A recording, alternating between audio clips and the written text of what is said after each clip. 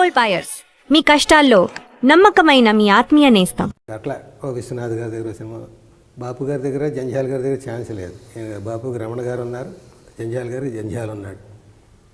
ఇలా ఇలా కొందరు దగ్గర చేయాలని కోరికలు.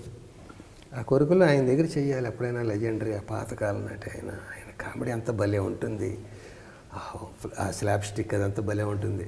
నేను కూడా కామెడీ ప్రూవ్ చేసుకున్నవాడిని ఇవన్నీ అని కలలు కన్నాను. తీరా రాజేంద్ర ప్రసాద్ గారి సొంత సినిమా మేడం, ఇంకేంటి నా హీరో, నా స్టార్టింగ్ సినిమాలన్నీ హీరో రాజేంద్ర ప్రసాద్ గారు. అప్పులప్పారావు, ఆ ఒకటి అడకు, ఇలా స్టార్టింగ్ సినిమాలన్నీ రాజేంద్ర ప్రసాద్ హీరో. అప్పట్లో నేను వేరే హీరో అయినా కూడా ఈయన ట్రెండ్ని దృష్టిలో పెట్టుకుని ఇదే డైలాగ్ ఈయన ఇలా చెప్తాడు, ఆయన నోట్లోంచి వస్తే కొత్తగా ఉంటుంది, అలా కొంచెం అట్లా బ్యాలెన్స్ చేసుకుంటూ రాశాను. అప్పుడు ఆ కొత్త ఆర్టిస్ట్కి కొత్తగా ఉండేది, ఇది ఇమిటేషన్లా కాకుండా. అలాగా మన హీరోయే ప్రొడ్యూసర్ మేడంలో అని ఆయన ఇంటికి వెళ్ళాను, రాజేంద్ర ప్రసాద్ ఇంటికి. అంటే ఏంటి ఇలా వచ్చారు, బాబాయ్ ఏంటి ఇది నిజమా, ఆయన స్టైల్లో ఉత్సాహంగా మాట్లాడాడు. మేడం సినిమాకి డైలాగ్స్ అవకాశం ఇస్తారేమో అని వచ్చాను అడగడానికండి. నా ఎల్బి శ్రీరామ్ ఛాన్స్ కోసం ఇంటికి వచ్చి ప్రొడ్యూసర్ని అడగడమా, insult, you are writing, you are my writer అన్నాడు ఆయన. ఇంకా మనకి కాదండి, నాకు ఎప్పటి నుంచో కోరిక, ఇంకో సినిమాకి అయితే నేను సిగ్గుపడేవాడిని అడగడానికి, ఆయన దగ్గర రాయాలని నాకు కోరిక అండి. మీరు ప్రొడ్యూసర్, ఆయన దగ్గర ఎలా అడగగలను, నేను అడగలేను. మీరు ప్రొడ్యూసర్, మిమ్మల్ని అడిగేయచ్చు. అందుకని ఒక ఛాన్స్ చూద్దాం, మీరు కమిట్ అయ్యి ఉంటే ఓకే, లేకపోతే మీరు రాస్తున్నారు ఫలానా చోట రండి, నేను చెప్తాను శ్రీనివాస్, ఇవన్నీ అన్నారు. అంతే. తర్వాత అనుకోకుండా ఏమైందంటే, ఆ ఊళ్ళో ప్రతాప్ హోటల్ అని అక్కడ ఉండేది చెన్నైలో, అక్కడ సిట్టింగ్స్, డైరెక్టర్ గారు వచ్చేవారు కాదు, ఈ కో డైరెక్టర్స్ వాళ్ళు నేను. ఆ క్రేజీ మోహన్ అన్న ఆయన తమిళ్లో రాసేసాడు మొత్తం. ఓకే. ఆ స్క్రిప్ట్ తమిళ్లో రాసింది, కో డైరెక్టర్లు తమిళ్ నుంచి తెలుగు ఏంటో చెప్తారు, అది నేను తెలుగులో రాయాలి. ఇప్పుడు ఈ సేమ్ ఉపేంద్ర టాపిక్ లాగి, ఇదేంట్రా ఇలా వచ్చింది. అప్పటికి నేను ఇంకా ఇది రాయలేదు, ఓంకారం రాయలేదు. ఓంకారం హైదరాబాద్ షిఫ్ట్ అయ్యాక 94లో షిఫ్ట్ అయిన తర్వాత రాశాను. అది మద్రాసులో ఉండగా అనుభవం. ఇదేంటిది, నేను ఎంతో కలల కన్నా చోట, క్రేజీమోహన్ గ్రేట్ రైటర్, డౌట్ లేదు. అది నేను యాజ్ ఇట్ ఈజ్ రాస్తే ట్రాన్స్లేషన్ అవుతుంది కదా, నా అర్జీ ఎలా తీరుతుంది, ఇలా రాయమంటున్నారంటే ట్రాన్స్లేటర్ కదా, దానికి కావాలి, రైటర్ కాదు కదా అనుకుని, సరే పెద్దవాళ్ళతో అట్లా మనం అలా అనకూడదు, ఛాన్స్ ఎందుకు వచ్చిందో అని రాశాను. రాసిన తర్వాత అంతా నన్ను నేను కళ్ళాలు వేసుకొని, నోటికి దానికి కళ్ళాలు వేసుకొని రాశాను. కో డైరెక్టర్ వాళ్ళు చెప్తుండేవారు, ఇలాగ రాశాను. షూటింగ్ హైదరాబాద్, నాకు ఇక్కడ లోపల ఇంకొకటి 2 అవకాశాలు ఉన్నాయి ఇక్కడ, నేను ఉంటే రాసుకునేవి.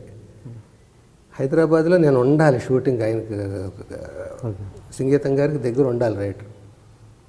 నన్ను అక్కడ ఎక్కడో గెస్ట్ హౌస్లో పెట్టారు, రోజు షూటింగ్కి రావాలి, రాత్రి రేపటి సీన్లు హోంవర్క్ చేయాలి. ఏం చేయాలో తెలియదు నాకు. సెట్లో ఆయన అన్నీ మార్చేస్తున్నాడు. నేను ఇంకో వెర్షన్ రాయమంటే రాస్తున్నాను, ఇది ఆయనకి నచ్చట్లేదు. ఆయనకేం కావాలో నాకు తెలియట్లేదు, నేను రాసింది ఆయనకి నచ్చట్లేదు. అదేమో ట్రాన్స్లేషన్ చేశాను ఆ ఊళ్ళో, నేను చేస్తున్న మెట్లు దిగి చేసిన పనులు ఇవన్నీ. ఇక్కడికి వచ్చాను, ఆ మద్రాసులో ఉంటే 1-2 ఛాన్సులు ఉన్నాయి నాకు, అవి వదులుకుని ఇక్కడికి వచ్చాను. ఈ గెస్ట్ హౌస్లో పడేశారు. షూటింగ్కి వెళ్తున్నాను, గెస్ట్ హౌస్లో ఉంటున్నాను. నా ఊరే హైదరాబాద్, కానీ పరాయి దేశంలో ఉన్నట్టు ఉంది నాకు. వాళ్ళందరూ షూటింగ్కి వెళ్ళి నేను రూమ్లో ఇచ్చాను. అదే తృప్తి లేదు, కొట్టలేదు, ఇలా వచ్చింది ఏంటి అని అనుకుని చూశాను. సెట్కి వెళ్తుంటే అక్కడ నేను రాస్తూనే ఉండట్లేదు, ఇంకోటేవో ఉంటున్నాయి. ఓ రోజు కూర్చొని చెప్పాను, సార్ నేను ఎంతో కలలు కన్నానండి మీ దగ్గర రాయాలని. నేను జనరల్గా అడగడానికి సిగ్గుపడతాను ఎవరిని అడిగినా, చిన్నవాళ్ళైనా పెద్దవాళ్ళైనా కూడా. మీ దగ్గర మాత్రం అడగాలి, లేకపోతే అవకాశం రాదని ప్రొడ్యూసర్ ద్వారా వచ్చానండి. నన్ను ట్రాన్స్లేట్ చేయమన్నారు సార్ క్రేజీ మోహన్ గారి స్క్రిప్ట్ని. నేను గోస్ట్ వర్క్స్ ట్రాన్స్లేషన్స్ అట్లాగా చేయడానికి నేను ఎందుకు సార్, ఎందుకంటే నేను కొన్ని ఆశయాలతో వచ్చాను. నేను పుడింగి నేను కాదు, తపన పడే ఇది ఉంది నా దగ్గర. నాకు మంచి మేత కావాలి నాకు నా కళానికని అనుకుని బట్ ఇలాంటి అవకాశం వచ్చిందండి. అయినా రాశానండి. నేను ఇక్కడికి వచ్చే కూడా మీరు ఇంకో వెర్షన్ ఏమైనా రాస్తున్నాను, సెట్లో మీరు మార్చమంటే నేను మారుస్తున్నాను. కానీ అక్కడ షూటింగ్లో నాది ఉండట్లేదు. ఇలాగ ఒక రోజు కాదు, ఒక సీన్ కాదు, రోజు ఇదే తతంగా జరుగుతుంది. ఇలా కొన్నాళ్ళకి సినిమా అయిపోతుంది, 2 నెలలు ఇలాగ నేను మౌనంగా ఉంటే. నేను ధైర్యం చేసి అంటున్నాను సార్, నేను కరెక్ట్ కాదు సార్ ఈ సినిమాకి. నేను కలలు కానీ ఉండొచ్చు కానీ కరెక్ట్ కాదు. ఎందుకంటే మీ వేవ్ లెంగ్త్ నేను పట్టుకోలేకపోతున్నాను. నేను రాసింది మీకు నచ్చట్లేదు, నా మీద మీకు శత్రుత్వం లేదు, కానీ మీరు అనుకున్నట్టు రాయలేకపోతున్నాను. నేను రాసింది మీకు నచ్చట్లేదు, మీరు అనుకున్నది నేను రాయలేకపోతున్నాను.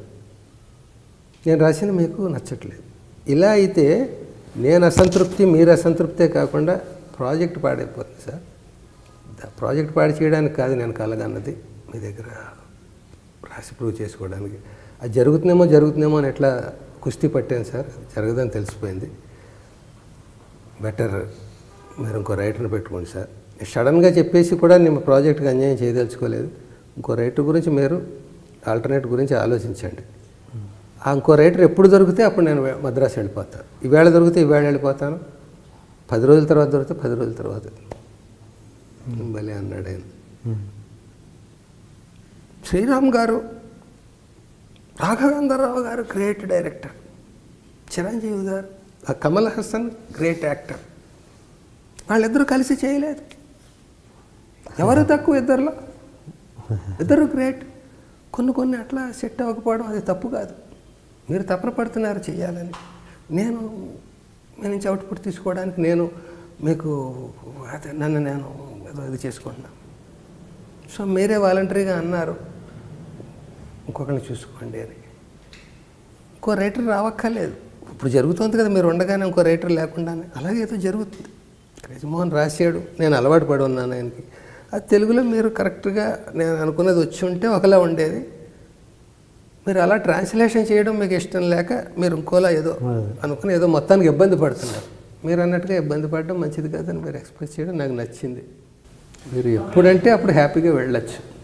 మీరు రైటర్గా ఉన్నప్పుడు ఆర్టిస్టులు కొంతమంది ఉన్నారు కదా, ఆర్టిస్టులు ఇప్పుడు అయినప్పుడు అంటే ఇప్పుడు వాళ్ళు మీకు తోటి నటీనటులు అయ్యారు. అంటే అప్పుడున్న రిలేషన్కి ఒక రైటర్కి ఆర్టిస్ట్కి ఉన్న రిలేషన్, ఇప్పుడేమో తోటి నటీనటుల రిలేషన్, దానికి దీనికి ఏమైనా వేరియేషన్ ఉందా? ఏముండదు. నేను రైటర్గా ఉన్నప్పుడు వాళ్ళకి నా మీద ఒక ఏ భావం ఉందో ఒక మంచి సద్భావం. యాక్టర్గా అయ్యాక ఇంకా కొంచెం మోర్ వాళ్ళ క్లబ్లో ఇంకొక కొత్త ఇన్వైటీని తప్ప నేను అక్కర్లేని గెస్ట్ని కాదు. Okay okay okay okay and ఇంకోటి సార్, ఒక రచయిత ఆర్టిస్ట్ అయినప్పుడు డైరెక్టర్కి ఒక అడ్వాంటేజ్ ఉంటుంది, ఒక డిసడ్వాంటేజ్ ఉంటుంది. ఒక అడ్వాంటేజ్ ఏంటంటే స్క్రిప్ట్ స్పాట్లో నడుస్తున్నప్పుడు స్పాట్ చేంజెస్కి అతను మిమ్మల్ని యూజ్ చేసుకోవచ్చు, తన రైటరే కదా అని ఇంప్రవైజేషన్కి బెటర్మెంట్ కోసం వాడుకుంటారు. కానీ ఒక డిసడ్వాంటేజ్ కూడా ఉంటుంది. ఏంటది మీకే తెలిసి ఉండాలి. రైటర్ ఇబ్బంది పడతాడు, మనం రాసిన మార్చేస్తున్నాడు అన్నట్టుగా, అంతేనా? డిసడ్వాంటేజెస్ ఉంటాడు ప్రతి, అంటే దాన్నే మన సినిమా భాషలో చెప్పాలంటే ప్రతిదానికి వచ్చి వేలు పెడుతుంటాడు అని ఒక టాక్ కూడా స్ప్రెడ్ అయ్యే ప్రమాదం ఉంది. దీన్ని మీరు ఎలా ఫేస్ చేశారా? అది చాలా ఒక్కోసారి ఇబ్బందిగా మారుతుంటుంది మీకు తెలియకుండా. అంటే రైటర్స్లో కూడా 2 రకాలుగా ఉంటుందండి ఆలోచన విధానం. ఇప్పుడు ఒక డైలాగ్స్ కదా నేను ఇచ్చేది, స్క్రిప్ట్ మార్చాను కదా, స్క్రీన్ ప్లే మార్చను, స్టోరీ మార్చను, నా క్యారెక్టర్ మార్చను. ఆ రాసిన డైలాగ్ అంటే బెటర్ డైలాగ్ అని నేను అనుకుంటున్నది. ఒకసారి బెటర్ కాకపోయినా ఆ డైలాగ్ నేను ఓన్ చేసుకోవడం అంటారు, మనకు ఒక భాష ఉంది. సరే డైలాగు ఇది ఇలా ఉందండి, ఇలాగే మక్కి చెప్పాలి, లేదు మీరు ఓన్ చేసుకుని చెప్పండి అంటారు. ఓన్ చేసుకుని చెప్పండి అంటే ఆ చెప్పడంలో ఓ మాట కలవచ్చు, ఓ మాట తీసేయచ్చు, నా ఫ్లోలో పెట్టుకోవడం అన్నమాట. పైగా నేను ఆ యాక్సెంట్ మార్చినప్పుడు అందరూ ఆ యాక్సెంట్ని పట్టుకుని రాసి ఉండొచ్చు, రాసి ఉండకపోవచ్చు. ఈ రైటర్ ఎలాగ అతను రైటర్గా చూసుకుంటాడులే అని కొందరు అలా రాసి ఉండొచ్చు, కొందరు ఎలా మాట్లాడుతానో యాజ్ ఇట్ ఈజ్ వాళ్ళే అనుకుని రాసి ఉండొచ్చు. రైటర్స్లో కూడా 2 ఆలోచన విధానాలు ఉంటాయి. ఒకటి ఏంటంటే నేను రాసిందే వేదం, నేను రాసింది అక్షరం మార్చినా కూడా నన్ను ఇన్సల్ట్ చేసినట్టు అవుతుంది అనుకునేది ఒక ఆలోచన విధానం. ఓకే.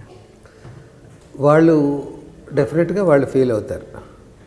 అది ఒకసారి మరి డైరెక్టర్తో వాళ్ళు ఎక్స్ప్రెస్ చేస్తారు, ఒకసారి చెయ్యరు అనుకుంటాను నేను.